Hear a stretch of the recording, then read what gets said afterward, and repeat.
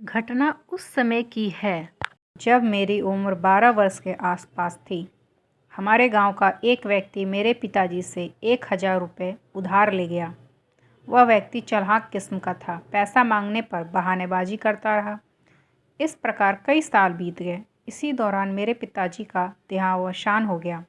कुछ समय बाद वही व्यक्ति अपनी 8 वर्ष की कन्या की सगाई 42 वर्ष के अधेड़ व्यक्ति के साथ तय करके 40,000 रुपये ले आया। यह घटना सन 1942 ईस्वी की आसपास की है। उस समय 40,000 रुपये की रकम बहुत हुआ करती थी। इन रुपयों को लेकर वह व्यक्ति अपने आंगन में बैठ गया। बारी बारी से जिन जिन का उस पर कर्ज था सबको बुलाकर रुपया वापस करने लगा।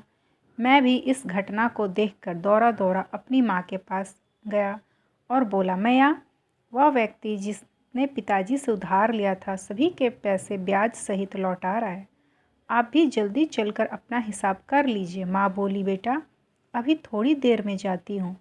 माँ अपने काम में लग गई, किंतु मुझे रहा नहीं गया। आधे घंटे बाद फिर मैंने कहा, माँ पैसे चल के ले लो।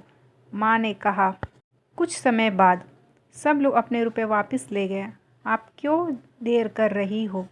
इतना सुनते ही माँ गुस्से से बोली, बेटा यह अन्याय का धन है। वह व्यक्ति अपनी छोटी मासूम कन्या को बेचकर इन पैसों को लाया है। अगर मैं इन पैसों को ले आऊँगी तो घर में कलह, मुकदमेबाजी, बीमारी आदि ना जाने क्या क्या विपत्ति आएंगी। इसलिए फिर रुपयों के लिए मत बोलना। माँ से दोबारा कुछ कहने की मेरी हिम्मत नहीं पड़ी। वह बात आई गई हो गई। माँ का भी 10 वर्ष पूर्व देहावसान हो चुका है। मैं अब 50 वर्ष का हो चुका हूँ। वह व्यक्ति गरीब का गरीब ही है। उसके लड़कों को चोरी की लत लग गई है। चारों ओर बदनामी है। इसके विपरीत हमारे घर में सब प्रकार के सुख शांति है।